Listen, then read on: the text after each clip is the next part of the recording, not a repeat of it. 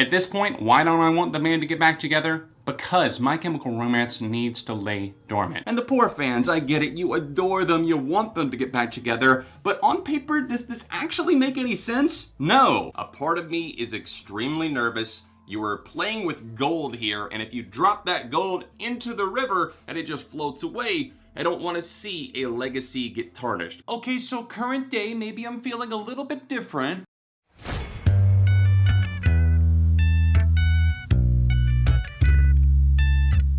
Hey neighbor, welcome back to Beyond ARTV. My name is John, and as antithetical as this might seem to the entire argument that I've been making about the My Chemical Romance dating back to 2019, even before that when I said I wasn't super interested in seeing them reunite, that was based on all of my fears coming true with other groups that I saw reuniting, just all of these older rock acts that felt washed up when they came back, like they didn't have a purpose, or else they were doing it for monetary reasons or reasons that didn't really benefit the listener, the fan, just the band or the artist themselves. And time again, My Chemical Romance have proved themselves to be this elusive, tight band that are so great together, obviously, as a unit. The four core members being Frank Iero, Gerard and Mikey Way, and Toro. That is a tight-knit group right there. And what they do when they're together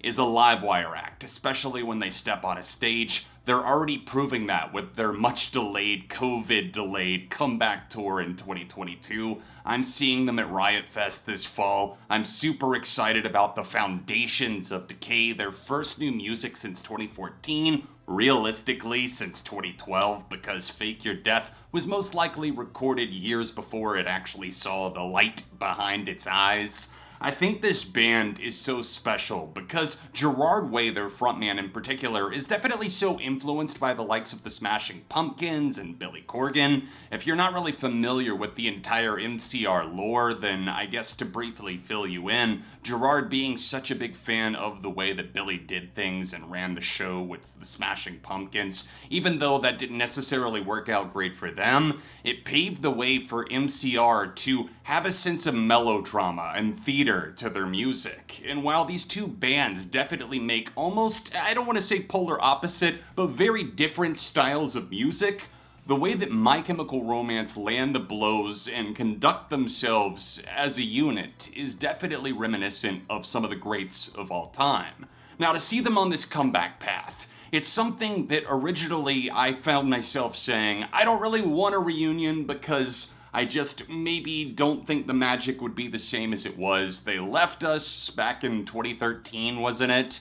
And I don't know if they want to come back. If they do, would it be for just a big arena tour and that's it? I don't really want new music. That's how I felt.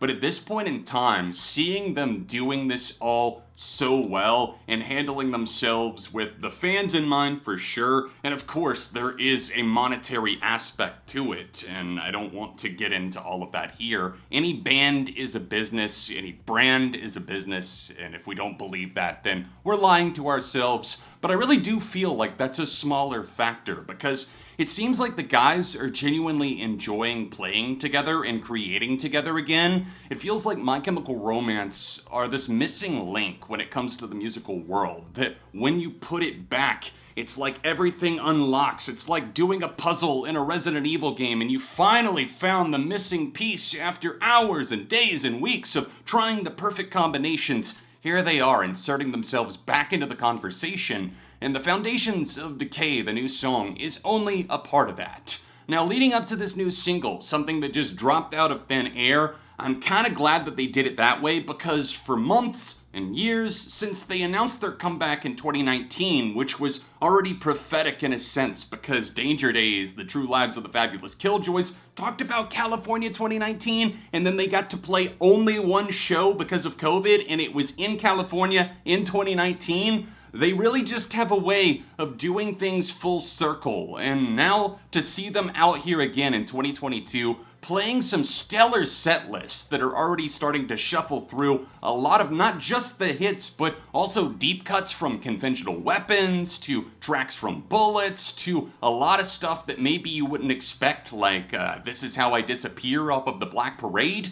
I'm truly excited about this band yet again, and with them being one of my favorites of all time, with them being so tethered to my heart, permanently tattooed on my body, like permanently, forever, with my Helena tattoo, I can't tell you how much this means to me, to be proven wrong, to sit here and say, yeah, I'm eating my own words, because they did it the right way. This is how you do a comeback. They actually have heart in the music. It actually feels like they're taking a risk. They're not just trying to coast off of your nostalgia and get you to come buy some tickets because you thought you were emo or pop punk in high school or middle school or whatever it was, and oh, eyeliner and emo, it's cool. They were never that band. They never attached themselves to the emo label. In fact, they pushed it away and rejected it. So why am I now surprised? I shouldn't be, because they're doing things the right way yet again.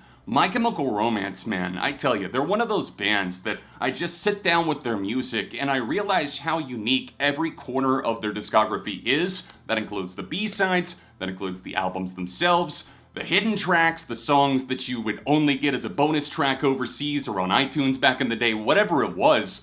There's not really My Chemical Romance albums that I in any way find myself thinking, oh well, I kinda outgrew that.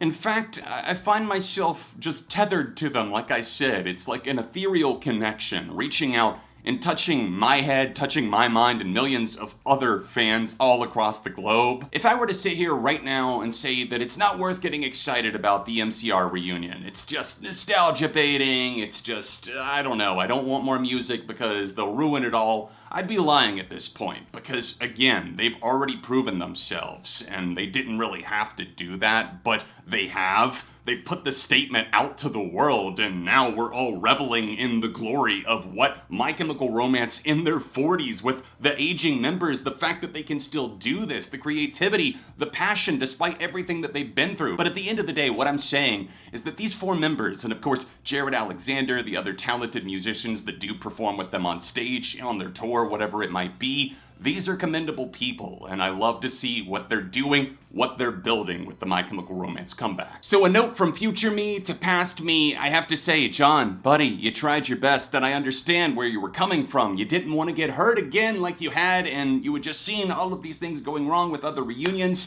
It's not going to be like that for My Chem. It's okay. They're doing their thing once again, and it's actually working in the 2020s, which is something that I realistically did not think would ever happen again. How are you guys feeling about the Foundations of Decay now that it's been out a little bit longer? Are you seeing them live this year, or maybe next year? Do you think they will do an album, an EP, whatever it might be? And if so, are you looking forward to it? Take to the comments, let me know, and while you're at it, please hit that like button, subscribe, and turn on those notifications. If you want to see me talk about My Chemical Romance even more, there's a whole playlist for you on screen, another recent video here, and I'll be back soon for more on Beyond ARTV.